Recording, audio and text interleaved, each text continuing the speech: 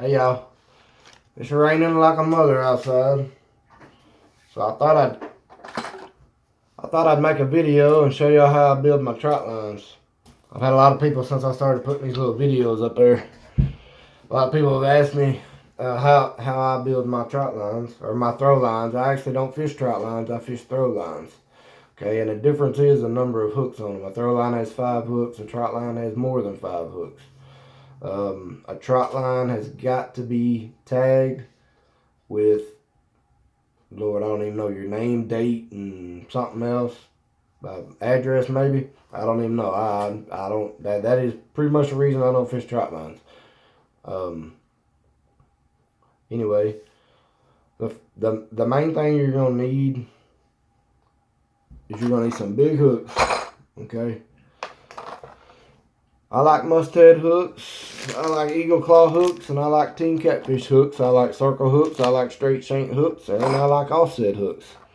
Now, if I'm gonna just go up to the store right here and buy some, or if I'm gonna order some, there's 2 different things that I'll buy. If I'm just gonna run up here to Academy, I'll get team catfish stuff or mustad stuff. I really don't like to buy my eagle claw stuff from stores around here. I'd rather order it from the factory.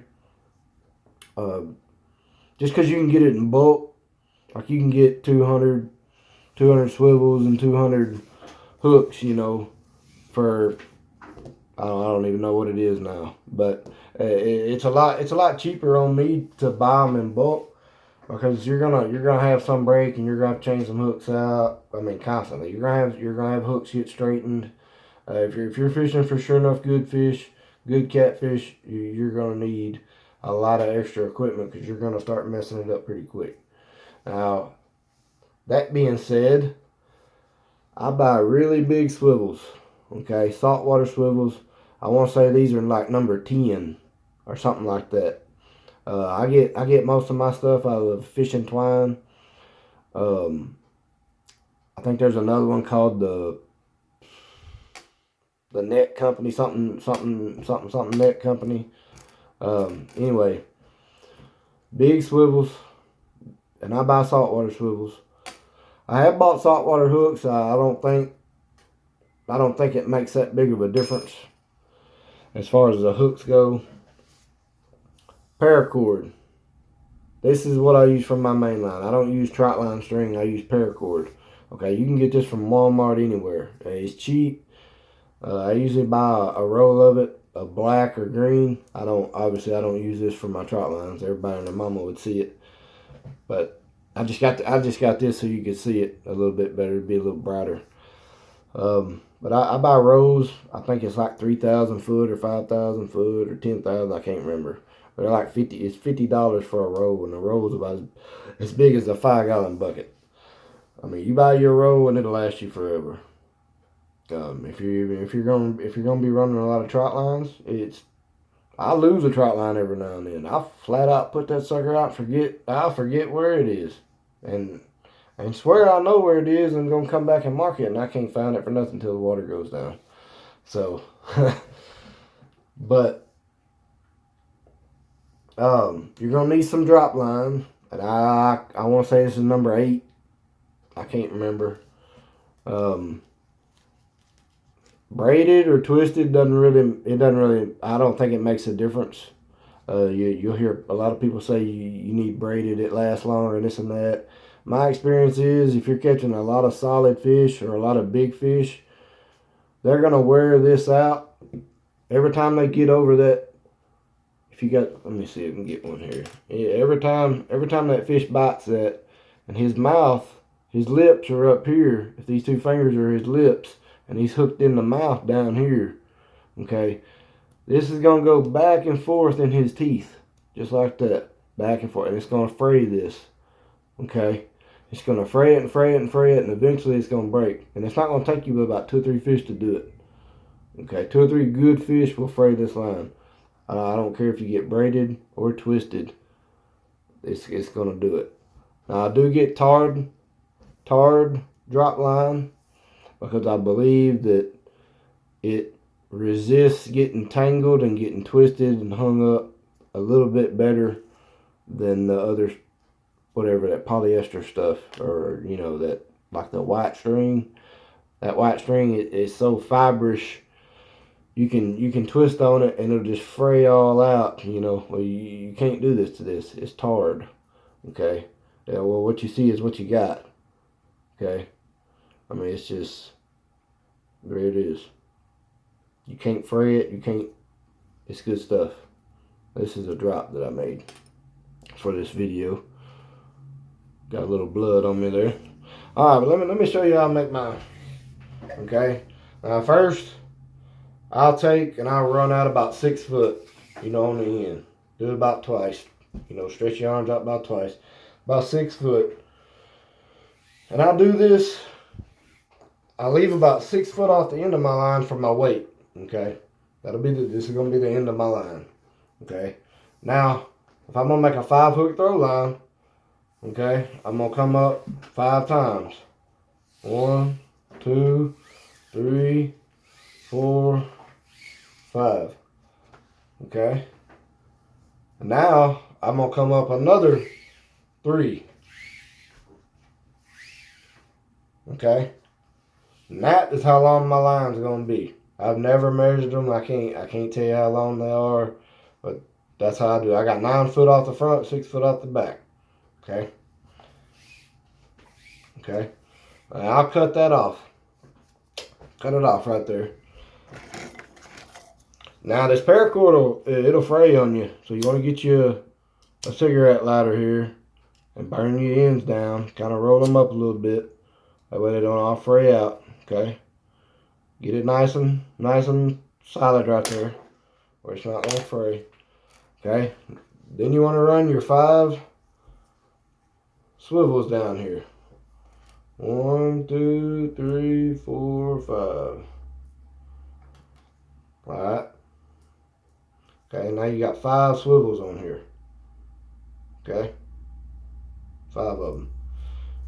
Okay, you're going to pull these all the way down this line. Okay, it's going to take you just a second to do that because you got 20 something foot of line out here. Or 30 something, whatever it is. Alright. Now remember, from the front, I do 9 foot, so I'm going to pull it 3 times. Okay. Now I'm going to tie a knot. Regular old knot. I'm going to pull all this extra line back out. You're going to have to pull some line out. A whole lot. I'm going to make a knot. Okay, regular old knot. Okay. Then I'm going to pull my first swivel all the way down to that knot. Then I'm going to come behind that swivel and I'm going to make another knot. Okay. And I'm going to cinch this knot all the way down like that. Okay. Neither one of these knots are real tight. You see how it's touching. Okay. You don't want to leave an inch or 2 gap between these knots. One little piece of trash will get in there and that fish will twist this line up like crazy. Okay. But when you pull this, it's going to leave you about a 1/4, maybe 3/8 of an inch gap. Okay. And that's going to let your swivel ride freely on your line. Okay. And he can't go very far. Okay. You don't want a gap that's, just say from this knot to here, you don't want a big gap like that. You want a small gap, just like that. Okay. Just enough where that fish and that swivel can move freely. Okay. Now you're going to move 3 foot. You're going to do it again. Okay. I'm not going to tie these up, but I just want to give you an idea. You're going to come down there 3 more foot, and you're going to do this again. Okay. And keep feeding, keep feeding all your swivels all the way down your line until you get the last one on there. And now you're ready to build your drops. Okay. There's two ways I do my drops. Now I don't measure these drops, but if I'm going to be fishing more current, I like to have a shorter drop, 6-8 inches. If I'm going to be fishing the lake, I like to have a longer drop on up to about 12 inches. And I do that just because I like my perch to be able to stay a little stronger. And I think if you've got a big old long leader out there and a lot of current that's just whipping him back and forth, I don't think he's going to live very long or stay as strong that way. Okay, but in the lake where there's not any current, you know, he can move up and down this log if he wants to. You know, he can go over here. He's doing the work. He's not getting whipped around. Okay, but there's two different ways. The best way that I have ever been taught or ever heard, and most big time cat fishermen or guides, they're gonna tell you that you want to use a snail, what they call a snail hook, a snail, SNELL, I believe is how you spell that. But you can see the line is twisted around the shank of the hook, and it's ran back through the back of the hook, but the line is not attached to the eye of the hook in any way. It is not attached to the eye of the hook. It's ran through it, but it is not attached to it. Okay? This is what I'll do if I'm running lines and I'm in a hurry. I'll feed that line through there and loop that hook back through there and cinch that down. Okay? That's quick and easy, but you can see all the pressure of this line is now on the eye. Okay? It's connected to the eye itself. It's not on the shank. Okay, this will cause a lot of hooks to snap right in here. If you get a really big fish on there, it'll cause a lot of them hooks to snap right there. Or if you get it hung up, which an 8/0 is not hard to straighten out. If y'all fish a lot of trout lines, you know you get hung up. I mean, that's part of it. But you can see the difference in this snail versus looping it through there. It's so much stronger. It's so much stronger. It's a really good knot. And then when I'm building my lines, I always snell them. I'll snell them every time. Okay, they're a lot stronger. That snell, when you run it through the back of that, that hook is going to turn every single time. Every single time that hook is going to catch. It's going to turn and catch every single time. As soon as it can, it's going to turn and catch. And when it's in a fish's mouth like that, when he sucked that down in there, and you want it pulling back, it's going to grab him, and that sucker is going to bury. The good thing about a circle hook is that fish is going to bury it in itself. Now, he's really going to bury it in itself. All they got to do is pull, and that hook is just going to keep turning into him. Okay, and the offset hook is going to do the same thing, but an offset hook is going to catch in the corner of the mouth, whereas a circle hook this has been my experience, almost always a circle hook is going to catch in the very top. Almost always. It's my experience now. Y'all don't trash me. But my experience, a circle hook, I've had more fish caught in the very top lip on a circle hook. Now you will catch them in the corner and here and there, but on the average, it's been my experience that circle hooks are going to catch in the top. Offsets are going to catch in the corner because they're going to travel. They're going to travel across his mouth. And they catch great too. I'm not knocking offsets. I love an offset hook. Love it. 8/0, Eagle Claw, laser sharp offsets. They're great. I really like these Team Catfish circle hooks. I really like them. Both the double action and I can't remember what the other one's called. Both of them, I really like them. I think this one's called a super circle. I think it's what this one's called. The difference is, I think the super circles are a little bit stronger. They may be more of a bigger fish, saltwater style hook. And obviously, I know Team Catfish doesn't make saltwater hooks, but you understand what I'm saying. They're a bigger, stronger wire hook than your average at, say, 8/0. Okay. Mustad makes a straight shank hook that I absolutely love. You can get them at Academy, Bass Pro Shops, pretty much anywhere. It's an 8/0. It's an 8/0 Shaughnessy. I think it's what they call this. They're just big straight hooks. I'll get one of these out of here and I'll show you the difference on what it looks like real quick. And then I'll show you how I put my drops on. Alright, there's you a circle hook, an 8/0 circle hook, and there's you an 8/0 straight shank. Okay, that 8/0 straight shank is 2.5 inches tall. Okay, so it's taller, a lot longer. The gap is not nearly as wide. Okay, but this joker right here will catch in that top lip almost every time too. There's something about it. That fish comes down and that thing goes right in that top lip.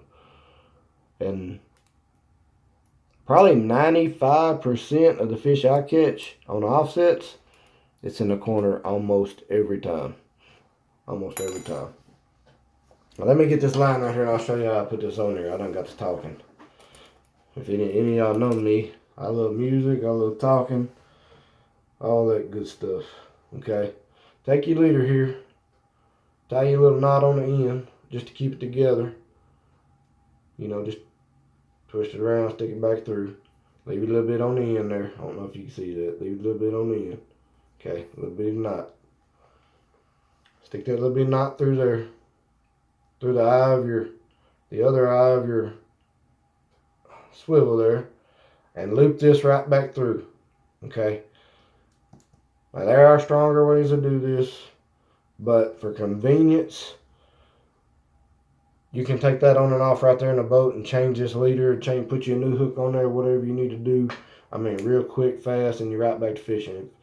If you've seen some of my videos, I don't know that I videoed that, but I do that all the time. I mean, I'm having to change hooks and change leaders just dang near every time we run them. And if not every time, about every third time. So, once you get that on there, you're good to go. Move on to the next one. Alright, and yes, I go ahead and I build my lines solid. I roll them up. I got a way I roll them up. A lot of people probably don't like it, but hey, it's what I do, and I catch fish. So,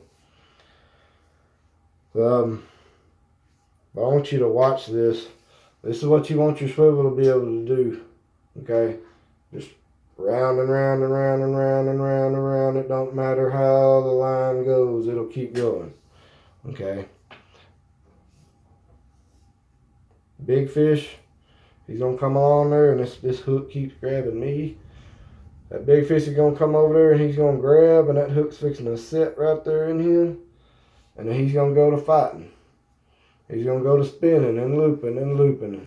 And there ain't no way he's gonna twist that line up. It's not going to do it.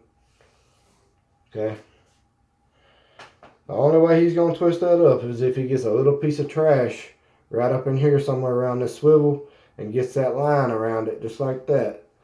And now he's going to twist that sucker up. He's going to twist it all up. You're going to come up there and your line's going to look like that, and that hook's going to be sticking up, and you're going to be thinking, oh, he got off. A trash will cause you to lose fish. A good friend of mine has been trying to teach me to quit fishing right in the middle of the brush all the time, and I'm trying to learn, trying to do better, but that's how it works. I don't know if y'all can see all that. Thank y'all for watching. I appreciate it. Leave me some comments. If y'all got another way that y'all like to do it or stronger, man, I'm all about learning. Y'all let me know. If any of y'all younger guys are trying to get into, sorry about that. Any of y'all younger guys are trying to get into trotlining, build you some lines like this. Go put some perch on them. Go down to the pond. Take your kids down to the pond, man. Catch some bait. I take my kids perch fishing all the time. My wife loves to go. Man, we get out there and have fun.